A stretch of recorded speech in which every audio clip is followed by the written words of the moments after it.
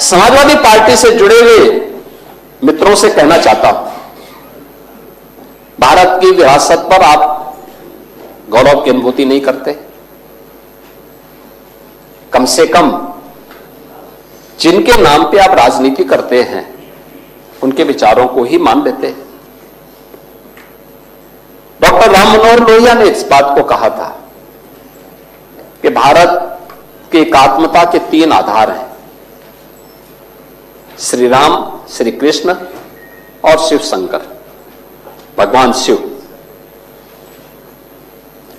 जब तक भारत की जनता इन 3 देव महापुरुषों के प्रति श्रद्धा का भाव रखेगी, तब तक भारत को भारत बने रहने से कोई रोक नहीं सकता। दुनिया की ताकत भारत का बात नहीं कर सकता।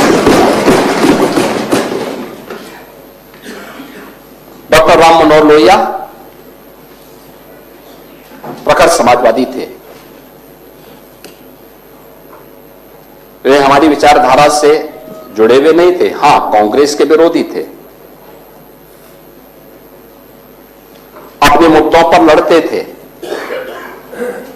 आज समाजवादी पार्टी डॉक्टर लोहिया के विचारों से कितनी दूर भाग चुकी है।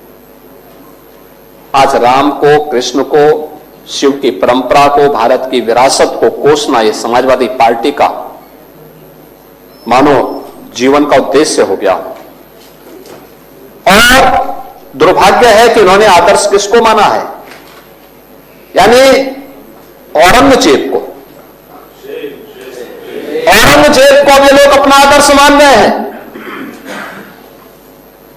औरंगजेब का पिता शाहजहां अपनी जीवनी में लिखता है, अपनी आत्मकथा में लिखता है कि खुदा करे कि ऐसा कमबख्त किसी को पैदा ना हो।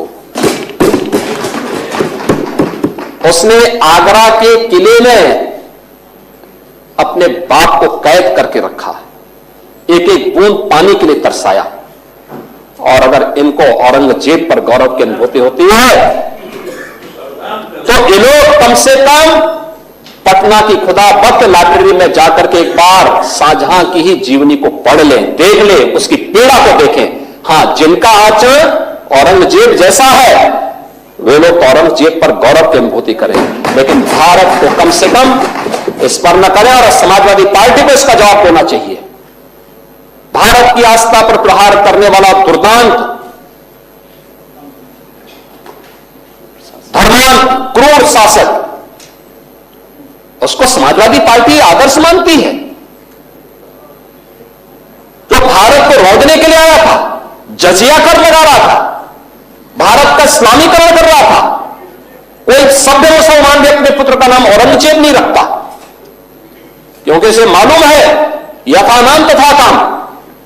अगर ऐसा नाम रखेंगे तो फिर एक एक बूंद पानी के लिए तरसना पड़ेगा।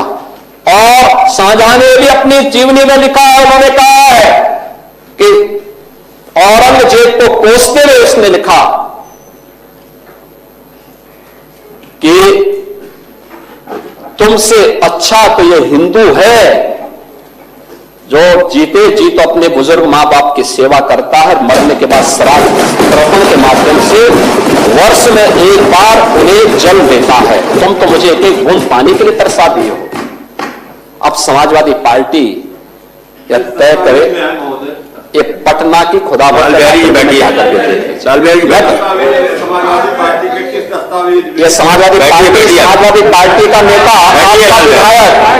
आपका विधायक घोषणा करो ना, उस कमबख्त को निकालो पार्टी से और उसको एक बार यूपी भेज दीजिए, बाकी उपचार हम अपने आप करवा लेंगे। जो व्यक्ति छत्रपति शिवाजी महाराज की परंपरा पर गौरव की अनुभूति करने की बजाय लज्जा महसूस कर रहा हो और औरंगजेब को अपना नायक मान रहा हो, क्या उसको भारत के अंदर रहने का अधिकार होना चाहिए क्या? और समाजवादी पार्टी को इसका जवाब देना चाहिए। एक तरफ आप कुंभ को कोसते रहे और दूसरी तरफ औरंगजेब जैसे दुष्ट और क्रूर धर्मांध मंदिरों को तोड़ने वाले व्यक्ति को, भारत की आस्था को निर्मलता के साथ रौंदने का कार्य करने वाले व्यक्ति को महिमामंडन करते हो? आखिर कौन सी नस ऐसी आपकी दबी हुई है कि आप लोग अपने उस व्यक्ति पर, उस विधायक पर नियंत्रण नहीं कर पा रहे हैं?